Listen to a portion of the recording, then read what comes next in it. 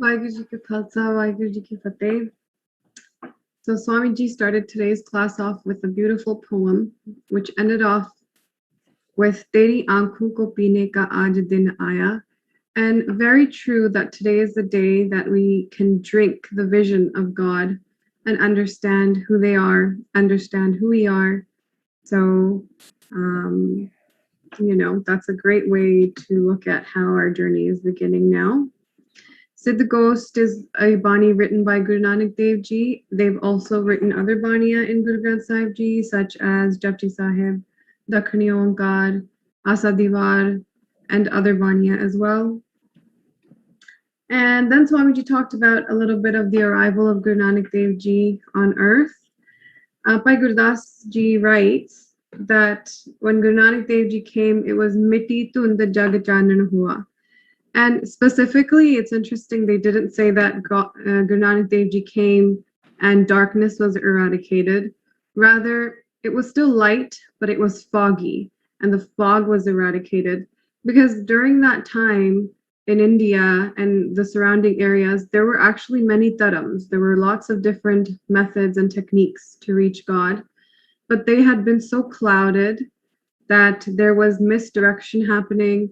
There was the illusion of knowing. A lot of the authority figures, they would look the part, but internally they hadn't reached the state that they were telling other people that they had reached. There was injustice happening, especially because of the forces coming in from the northwest regions that were attacking in on India and that surrounding region.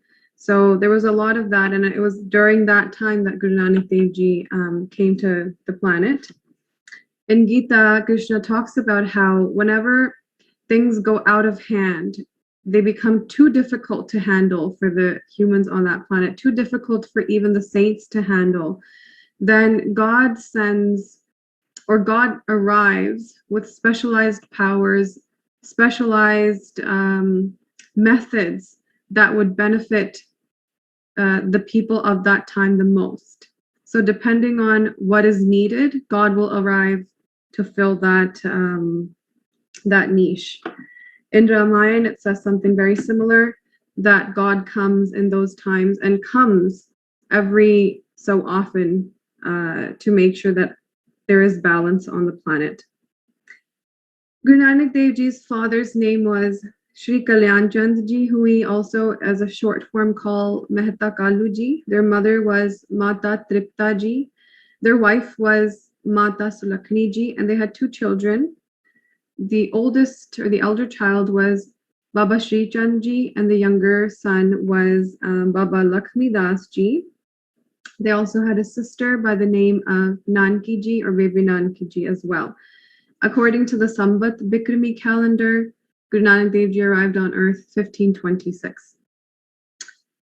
The midwife in that during the time of Guru Nanak Dev Ji's birth, so a midwife or someone who helps in the birth process, that's called a dasi, and the dasi's name was Daulata. Now Daulata, before Guru Nanak Dev Ji's birth, she was asking Guruji's father, saying that, look, I'll help with all the procedures that you need. I'll take care of your child. I'll do everything you need. Please provide me with some things. Give me food, give me clothing, give me some necessities that I need to take care of my own children. And Mehta Kalu Ji said that absolutely, you'll get everything that you need if you become the Dai here. Mata Tripta Ji and Mehta Kalu Ji, the story as it's told is, in their previous births, these were very accomplished seekers and seekers of the heart. They were Bhagats. And happy and with their bhakti, Vaheguru came in a physical form to give them a boon. And Mata Tripta Ji and Mehta Kalu Ji, they didn't want anything, but eventually when God said that I want to give you something, they said, we want you to come to us in the form of a child. We want to raise you, we want to take care of you, we want to play with you. So come to us in the form of a child if you are pleased to give us a boon. And then God said, the Sanskrit version of that's exactly what will happen, or eva mastu. So the day that Guru Nanak Dev Ji arrived, that boon was then fulfilled. So then when Guru Nanak Dev Ji arrives, the first person that is able to see them is obviously the Dai, which was Daulta. And the way that it's written, their coming story is that even before their arrival, up to their arrival, there was some type of prosperous environment. The energy was different in that area. The trees were greener, the fruit riper, the birds were singing, the weather was perfect. There was prosperity all over. The wind was whistling, the spirits of the unseen world were rejoicing and eagerly waiting their arrival. And when Guru Nanak Dev Ji arrived, the Dai says, today something divine has arrived. She can't put her finger on it, but something is intoxicating her just looking at Guru Nanak Dev Ji. And she says, the divine has manifested today. Their face is as bright as the sun, but as cooling as the moon. And that when they smile, first of all, as they're taking birth, they're not crying. They're smiling and laughing, and their laughing is actually causing the heart to blossom. And it was such a rejoiceful and prosperous day that Kalyan Chandji says, today, Daulta, I'm going to give you 10 times more things than what you asked me for originally. And Daulta Dai says, the truth is, seeing their face, there's something inside of me that's very full. I feel a very deep fulfillment, and it doesn't feel empty anymore, like I need something to survive. I don't feel the need to ask. I am ecstatic. Tranquility has set in. I feel like I'm overflowing rather than empty. And so this is what she says to Kalyan Chandji, and a little bit of a taste of what it might have felt like when Guru Nanak Dev Ji came to the planet. And then obviously Guru Nanak Dev Ji went on to get married. Their wife was Mata Sulakhani Ji. They had 2 sons. And actually their elder son, Baba Shri Chand Ji, started a lineage called the Udasi Samprada, which gives additional techniques and methods to reaching Vaheguru. Now, Guru Nanak Dev Ji's method was that you don't necessarily need to leave the world permanently in order for you to be enlightened or meet God. You can still be married, you can have children, but there has to be something at the level of the mind where it has to be oriented inwards, so that the way that you live in the world is an involved distance. That you're involved, but internally you're distant at the same time. Conquering the tendencies of the mind, optimizing the mind in a way that allows this to happen, is what Guru Nanak Dev Ji called a grihasti udasi, or sorry, a grihasti sannyas. A sannyas that requires you can still be involved, but internally you're distant. Sometimes what happens is, externally you can become distant, you can leave for the jungles, and you can, leave the world, but internally the distance has not happened. So you'll sit in the mountains, but you're constantly thinking about, oh, I could have made money. Oh, Grihasti people are having so much more fun. Oh, I came here to the mountains and nothing happened, and I think I made a mistake, and so on, so forth and so forth. So the distance that's actually important is the one that's internal. An external distance is not a guarantee that internally you're making progress spiritually. So because that is actually how it is, Guru Nanak Dev Ji teaches that, well, then the external part is a little bit unnecessary, still helpful in certain ways, but you don't have to leave the world in a permanent way. The distance has to be created internally. So it's a type of living where Guru Nanak Dev Ji says, be detached and distant, knowing that everything here is mithya, it's temporal. Everything perishes, everything changes, relationships, bodies. My own body is not going to go with me in death. Then how can other people's bodies go with me in death? However, the love is such that even in all of this temporalness, there's a presence of permanence. And that permanence is of God's, is of the Atmas. And because of that, everything is worthy to love. I'll give you another example that will hopefully help you cement this. When you dream at nighttime, the dream is mithya. It's perishable, it's temporary. However, there's a watchful presence, which we call the pure consciousness, that was there when the dream wasn't there, that was there when the dream was forming, that was there watching the dream, that was there when the dream dissolved, and that's there even when there's no dream. So interwoven inside of the temporality of the dream, there's a permanent presence, which is God. And because of that permanent presence, if your vision and your internal attention is on that, then even the dream becomes worthy of loving. So that is the method that Guru Nanak Dev Ji employed when they were here on the planet, or that was their siddhant. In Sidh Gosht, and before actually you begin any Brahm Vidya or teaching or Upadesh, you do a Mangawatcharan. The Mangawatcharan functions to bring the mind together and also to eradicate any obstacles. It comes in 3 forms that Swami Ji talked about. One Mangawatcharan that has all 3 forms in it is something you'll be familiar with. We sing it at the beginning of our class as well. It's Dandaut Bandhan Anikabar Sarvakala Samaratha. So when we say Dandaut Bandhan Anikabar, we are essentially doing a namaskar or a salutation, right? We're saying that I do Dandaut or a salutation to you many times. So that is called a salutation type of Mangalacharan. Sarvakala Samaratha. Now we're praising the target of our knowledge. So the target in Brahm Vidya Granth is God. So praising God is called a Vastu Nirdesh Mangal. Vastu meaning the target or object. Nirdesh meaning praise. So this is called a praise Mangalacharan. And then Dolan Te Rakho Prabhu Nanak De Kar Hath. This is when we're asking for blessings. This is called an Ashirvad type of Mangal, when we're asking for blessings from the one we're learning from. So in Sidh Gosht, Guru Nanak Dev Ji starts off with a Vastu Nirdesh Mangal, which actually is very popular in Guru Granth Sahib Ji. It is Onkar Satgur Prasad.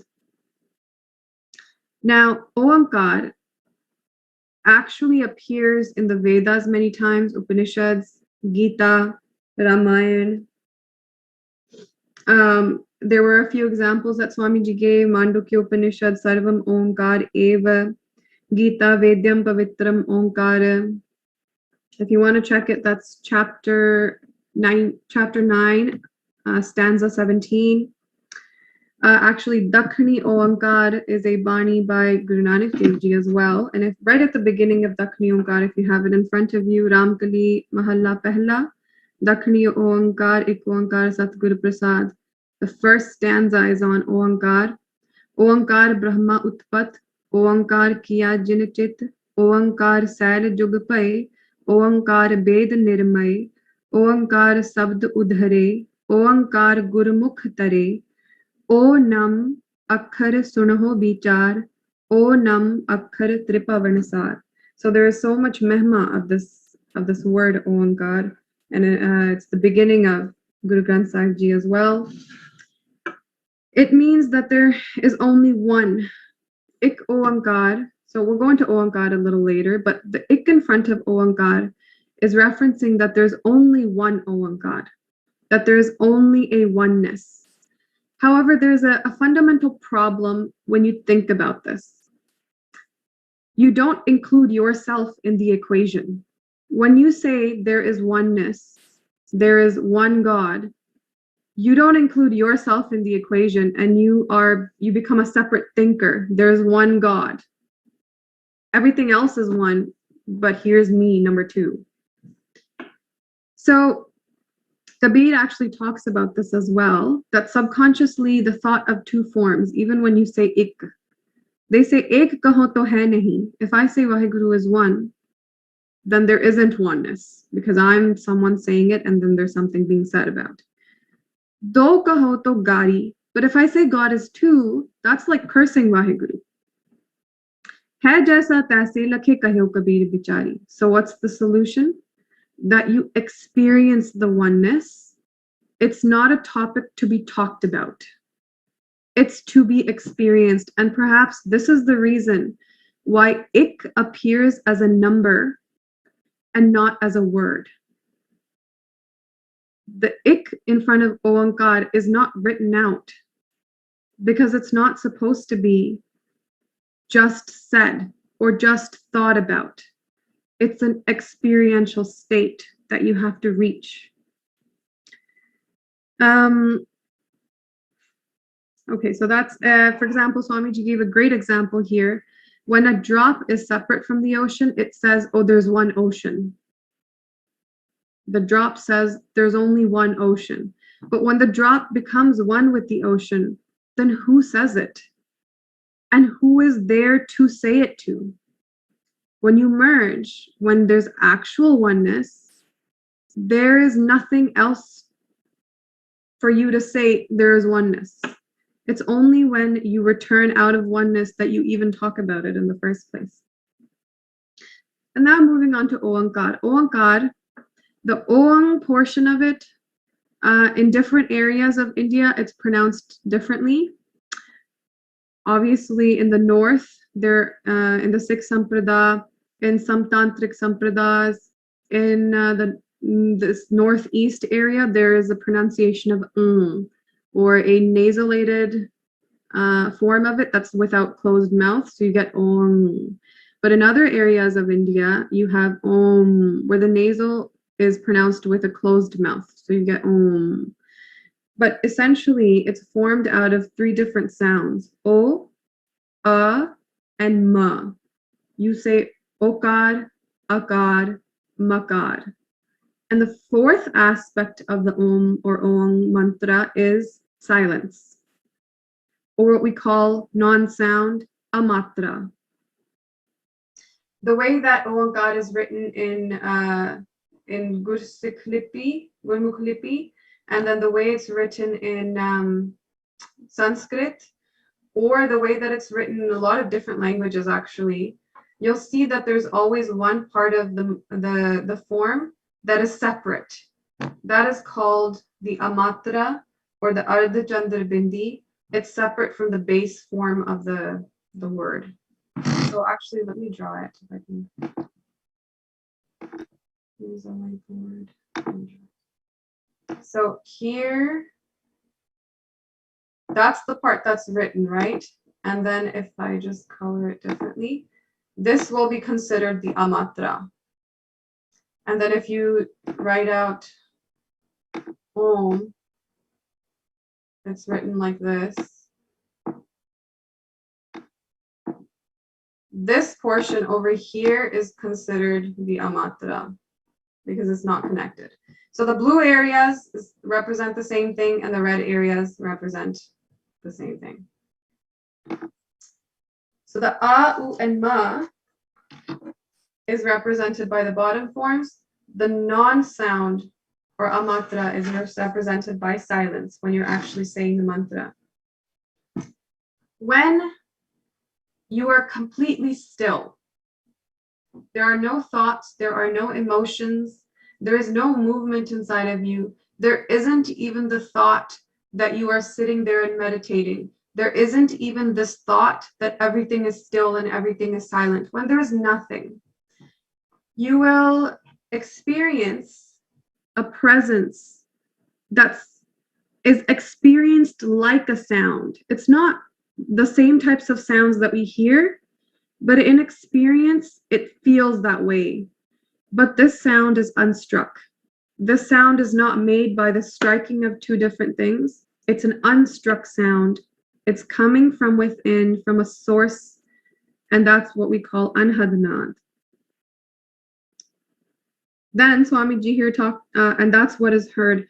When you hear that sound, or when you're in that presence, it sounds very similar to Om, Onkar, Auma. It's very similar to a mixing of these three sounds. And that's why this month, the Auma sound is called Pranav.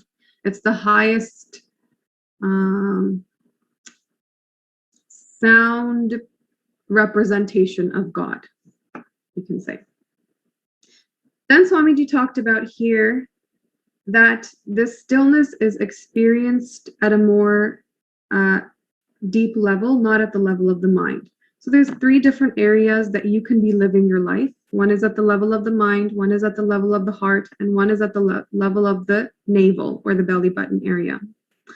The level of the mind, there's so many thoughts. There's a lot of movement if you're living at the level of the mind. And this is the type of level that our education system, social media, traditional media is making us live, because it's all very talk about it, describe it, very movement based. And because there's so much movement, it's very pieced up, lots of pieces. So it's the area of Bhed, like Swami Ji talked about. Bhed Vadi hai iman. The level of the heart is at the level of love. No calculations, no thinking, no transaction. It's not pieced, it's a whole. One of the differences between the mind and the heart is this. You can even sense that when you think a lot, even the thoughts, they seem like appendages. They seem like they're separate from you, but attached. But when you're at the level of the heart and you're in love, love doesn't seem like an appendage to you. It seems like nature. It seems like your nature. And if love is seeming like an appendage, there is a thought associated with it, some type of transaction associated with it, then Swami Ji was just saying, that's not real love. That's a transaction. But actually, at the level of the heart, the experience of love is like your own nature, a swabhav, not an appendage like thoughts are. Right? So you're moving towards living in abhed, or the world of non-difference. And in the level of the heart is where you can experience anhadnat, no differences, when the thoughts have ceased to be there. Then Swami Ji talked about how do we, sometimes people ask Swami Ji, how do we find God? How do we see God? How do we love God? Where is God? And actually the Shastras tell us, especially if you've been with us for Adhyatma Prakash, that this thing that you're seeing outside of you, everything that you're seeing outside of you, all of the physicality, is actually the physical body of God, which we call the Virat Swarup, right? The physicalness that you see outside of you, this is the physical body of God. So actually what you're seeing in front of you is the Sargun form of God. Everything that you're seeing is the physical body of God, just like you have a physical body. Then, just like you have a non-physical body, which is your mind or your energies inside, everything outside of you has energy potentials. Everything outside of you has an unseen aspect to it. The energy potentials in the bonds that electrons make with the center of the atom or the nucleus. All of the energy potentials in the chemical energy, the potential energies of height, string energy, all of that stuff that you're seeing around you. All of that is composing the energy or unseen non-physical body of God. And then there is a base level of ignorance. So inside of us, it's known as avidya, or the most fundamental ignorance that doesn't let us know who we actually are. We call it avidya. There is also a blanket of ignorance in the cosmos that we call Maya. That is considered the causal body of God. Beyond these three bodies is Brahm. Beyond our three bodies is Brahm, is Vaheguru. So the Akar represents the physical bodies of you, of me, of God. The Ukar, the U, represents the energy or non-physical bodies of you, me, and God. And then the or the nasal makar represents the causal ignorance of you, me, and the causal ignorance that is Maya, that blankets the entire cosmos, is represented by makar. But after the akar, ukar, and makar, there is the amatra, or the silence, the non-sound. That represents the being that is beyond the three bodies. The state of Turiya, the state we call Brahm, the state we call Atma, or the state we call Nirvikalp Samadhi, depending on what tradition you're from. Guru Gobind Singh Ji calls it Sat Chit Anand, a blissful, pervasive, eternal consciousness. So that's a little bit of what Onkar means. One additional definition Swami Ji gave of Ik Onkar was that Ik Onkar cannot be attained by your own personal effort. So does that mean that you don't do anything? That you just sit around lazy, that it'll happen when it happens? No. It's a combination of two things that enlightenment happens with: effort and grace, which phonetically an amazing way to say it is Paryas and Prasad. Your own effort, which makes you receptive to grace. And the grace comes from the Guru. Satgur Prasad. A Satguru's kirpa is what allows you to meet Ik Onkar. So then who is a Satguru? Let's define that. 18th Astapadi of Sri Sukhmani Sahib Ji, the salok at the beginning, is the following. Satpurkh jin janya, Satgur tiska now. It's a very straightforward definition. Tiske sang sikh udare, Nanak har gun gao. Definition of Satguru is Satpurkh jin janya. There's nothing here saying that only a Sikh can be a Satguru. Hindus, Jains, Bodhis, old people, young people, male, female, from this planet, not from this planet, anybody can become a Satguru if Satpurkh jin janya happens. That's the definition they give. And if somebody is a Satguru and they have a disciple or somebody that looks to them for guidance, that person can also become realized in the sanctuary of somebody who's also realized. So if you've noticed, enlightened beings have always had human bodies. Guru Nanak Dev Ji had a human body. Guru Gobind Singh Ji had a human body. Ashtavakar Ji had a human body. Janak Ji had a human body. Krishna, Buddha, Sri Har Krishna Sahib Ji were very young.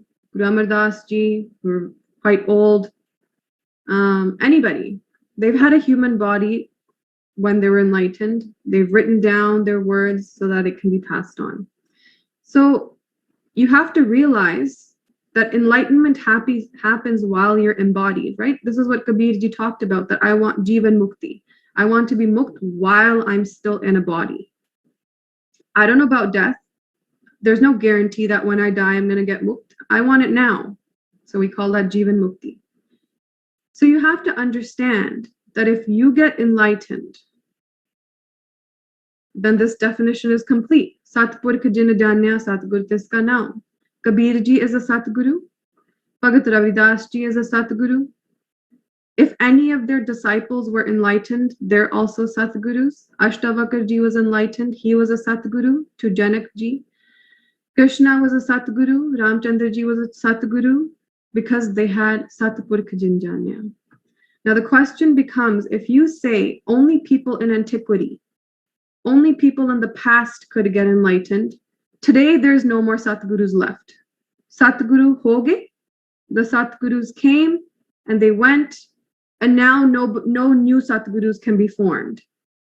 Then essentially you're saying that you can't be enlightened because nobody else can be enlightened. There's nobody on the planet currently who has a human body and who is enlightened. Therefore, you're essentially saying you can't be enlightened because you also have a human body and you're here. So then the question becomes, why are you doing all of this stuff? Right? Why read bani? Why go to the Gurdwara? Why even follow a spiritual process? Why come to Brahma Vidya class? Why Why fight for the dharma? Why do all of this?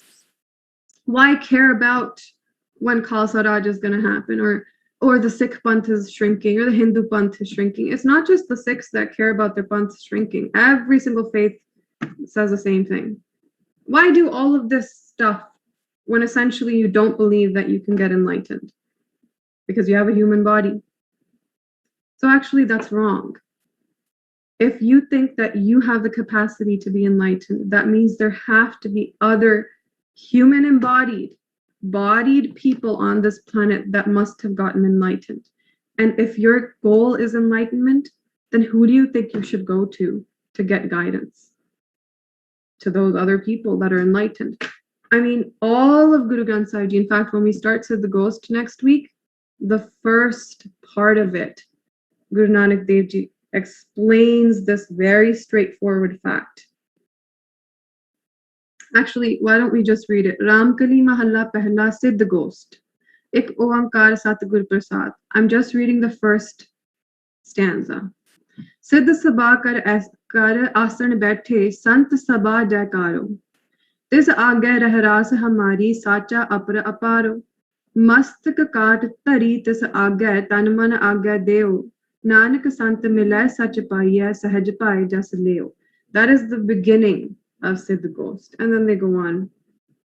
So this is not about people, sometimes they make the hut that Guru Granth Sahib Ji, follow Guru Granth Sahib Ji. That's the Satguru. I agree they're Satguru because they have the words of Satgurus.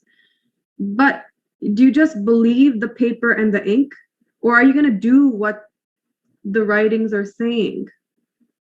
So the highest level of believing them to be Satguru is to do what Guru Nanak Dev Ji is saying. And then the second definition Swami Ji gave of Ik Onkar Satgur Prasad was the form of Ik Onkar. What is it? One is Sat, that Onkar is always present.